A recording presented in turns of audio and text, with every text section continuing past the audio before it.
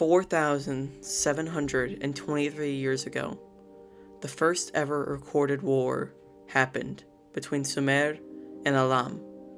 And ever since, war has been a staple in human nature. War has ranged for thousands upon thousands upon thousands of years, from greater forces clashing on battlefields, leaving trails of people and many other disgraces behind. War varies. It can be as simple as the two opposing forces have different ideals and they want to go to separate ways, but they cannot agree on something in the middle, so they have to fight, and there are casualties. To the revolution of many people and unfairly rule, who want to be helped and need to be saved from many different things. To the killing of innocents, to take back a land that is so desired by many other greedy forces being taken from above. To uniting as one to take down one impending force. War is an idea of the human nature. It is the idea that no matter what, humans will fight. Humans will fight over something that could be as insignificant as a stick or a rock or a tree, or they could fight over the biggest thing known to man. Is it the idea that all humans are inherently evil and will fight? And what is the point of doing all this if one day we might all just be wiped out and killed? Or are humans good? Do they fight this to receive the greater good in life and to see peace and prosperity in their own environments? Well, no matter what you think, war still reigns. War will always reign. And nowadays, you see many prevalent wars that still reign on today. One of these wars I've noticed recently, a brutal battle. The idea of good and evil, the idea of morality. The war in question is, what are you going to see, Barbie or Oppenheimer? Now, ever since the release dates for Barbie and Oppenheimer were revealed to be on the same day, there has been a lot of discussion going on. One is a cute little pink lamb with Margot Robbie and, Ryan Gosling, and they're just so cute, and they're riding in a car, and they're on ocean waves, and Barbie's riding her little boat, and one is the one where they launched an actual nuke for a movie. Okay, after saying that, I literally had to go check if this was real, because, even after seeing the movie, I was like, what the fuck? Is this even real? No, it is not. I think he just tried to recreate what the Trinity test looked like. I think it was just trying to historically act. But, dude, you could have fooled me. And people have been asking for many, many, many months, what would be the better movie?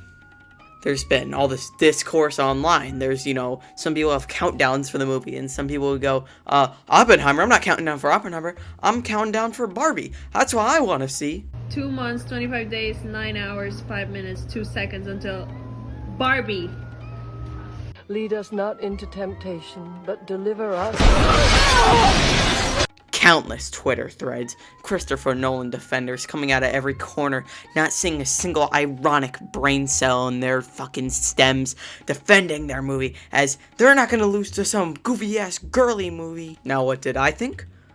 I've been kinda indifferent. As you can tell, I'm a guy, so I never really played with Barbies growing up, and I have never had a sister, so I've never really seen a Barbie in my life. It's kinda gross. I had those cool, rubber trash guys who you would put in the trash truck, and then you drive them around, and they're called what were they called? Dude, it was the trash pack, that's what it was. Dude, $32? That's a steal for the trash collector. And I haven't seen a ton of Christopher Nolan movies. I've seen the Batman trilogy, and my opinions on those movies kind of vary. Because they go good to the most overrated movie of all time, but still great, and then it goes a goofy, fun, bad movie. So yeah, I guess you could say I don't have the greatest personal experience with these properties. However, there was something that glued my attention every time I watched this. First off, for Barbie, it was obviously the marketing. How the fuck do you make the most perfect marketing scheme of all time? Making Margot Robbie dress in all pink, building an actual Barbie dream house. The first trailer for this goddamn movie was a 2001 The Space Odyssey parody that was hilarious. This movie had one of the greatest advertising anything ever. I've literally, it's so fun to watch. I want to go to the Barbie Malibu house, but I'm probably not going to get in there until I'm fucking 67. In Oppenheimer, I think it's pretty clear, is I thought they actually launched a real fucking nuke for the movie. So yeah, how about we stop our dilly-dallying and we head straight into it. There will be no spoilers for these, and honestly, I probably won't go too into detail to everything I say because, these movies are both worth watching in their own right. And I'm bad like the Barbie. Now, Barbie is one of the most interesting movies I've ever watched. It has an extremely, and when I put extremely, I mean extremely stacked cast. Like, I'm not a big actor guy, but I know like everyone in this movie. And it's kind of got like the generic fish out of water plot. They got to go to the real world, which Will Ferrell has already been in a movie like that, but now he's the bad guy. I think I like this trope. It's fun to watch, and is probably the best way they could do a Barbie movie. But I don't know. I mean, like, it's a Barbie movie. What was I really expecting from the story? Maybe some people liked it more. I think it was fine, It's the Barbie movie. The whole point is it's Barbie, and that's what you're here for. You're here for Barbie. The colors and, like, the costume in this movie, the visual gags, everything are, like, on top. Like, Greta Gerwig obviously loves Barbie, loves everything to do with it, and I think that's really cool that we can just get a director who truly loves the source material they're working off of. I mean, she even put Michael Cera as Ken's friend, Alan, who fits in all his same clothes. I think that's just, like, that shows serious dedication. Like, okay, she knows what she's doing. This movie is such a fun watch, and like I said, I really don't want to go into any specifics at all, because these movies are so fun to watch. They're like just great, and well, it might be kind of a generic story. I think it is really fun in that aspect because it's the Barbie movie. Everything they get with Barbie is just perfect. Like, I couldn't think of a better Barbie doll than Margot Robbie. We still have to pray to God every day that we did not get Amy Schumer as Barbie. That was a blessing. Holy shit. This movie's just beyond fun. You can't, like, it's obviously kind of self-parody. I mean, this movie's PG-13, which, like, I don't know why you would do that for a Barbie movie unless you're doing, like, a parody kind of Barbie. Like, it's sticking to all the Barbie tropes, but you gotta be Barbie did the Barbie thing. She said, I'm in a Barbie world, but now it's Ice Spice because Aqua didn't like that one. So now Ice Spice goes, and I'm with a Barbie or something like that. Barbie, this movie's very fun. I think we need more movies like this. I mean, we have so many existing IPs out there, but we're done with all this shitty reboot stuff. Give us IPs that are worth a fucking damn. Do IPs you can have fun with and change stuff up and have so much fun. I know Nimona came out a while ago, but I first watched it like a week ago, and that movie was so fun because it was original IP, and they adapted it to a fun new story. I mean, maybe it's like closer to the book, but they adapted it into a well done story, and it wasn't like a cheap rehash of something we've seen a million times. And Hollywood, I think you should just start to do more original ideas and maybe pay your writers, maybe pay your actors, maybe don't make $7 trillion a year. And if you don't believe my opinion is worth a damn, I'll have you know I've drinking the Barbie shake from Cold Stone. I haven't been to Cold Stone a lot, so I got like the biggest one, and honestly, it was so fucking sweet. And then I had to drive home for an hour, and then we went to Walmart, and I don't know if I've ever felt almost as physically ill after drinking something. I both felt like I was gonna vomit, and it was not a fun experience. But I am a Barbie girl. Did somebody say boom? Now, Oppenheimer is a very anticipated movie. Christopher Nolan makes a lot of good movies. People like him. And so, obviously, people were super excited to see this movie. Of course, I was enticed by the nuke, but tomato to tomato on how people like it. I don't know what about this nuke made me want to see it so much, but it made me want to see it bad. I haven't seen, like, any Christopher Nolan movies. Like, I've never seen Interstellar. I've never seen Inception. I've never seen, like, any of that. I don't know. I guess I just really want to see this one. Like, my brother came up to me and was like, yo, dude, I'm going all the way to Detroit to watch Oppenheimer in real IMAX, because if you didn't know, there's, like, a whole thing between real and fake IMAX. And my brother was like, I'm going all the way to Detroit, and I'm gonna go watch it. And my first reaction wasn't, dude, what the fuck are you talking about? Detroit is over an hour away. Why the fuck are you going there to see a movie? Instead, my reaction was more, dude, why the fuck did you not invite me? So yeah, this movie's pretty good. The cinematography, audio, everything, direction, it's all superb. I mean, you can't really get better than this. This movie has this kind of lowly, sad kind of feeling, but also kind of a feeling of hope.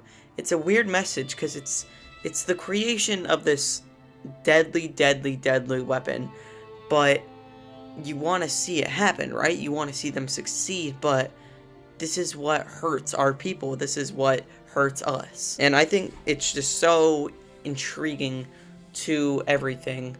It could be a little slow at some points, but I think the creation of this atomic weapon goes back to the idea of war and everything.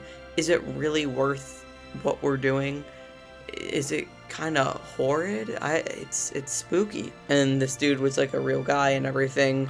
So this is, I mean, it's an adaptation of a real story. So it's really cool to see him do all these different branches, because he tends to do, if I'm not wrong, again, he tends to do more, what's the word? Like not fantasy, it's like sci-fi, kind of all that good stuff. But here he went for like historical kind of movie and went into all that. Sorry I yawned. It's 1:40 as I'm recording this, and I'm kind of tired, so I'm gonna try to wrap this up. I don't know. It's a surreal movie to watch, because you enjoy all these beautiful features, you know, kaboom, and you see all this cool stuff, and at the end of the day, it makes you feel different. Good job, Christopher Nolan. You made another good movie. Wowie kazowie.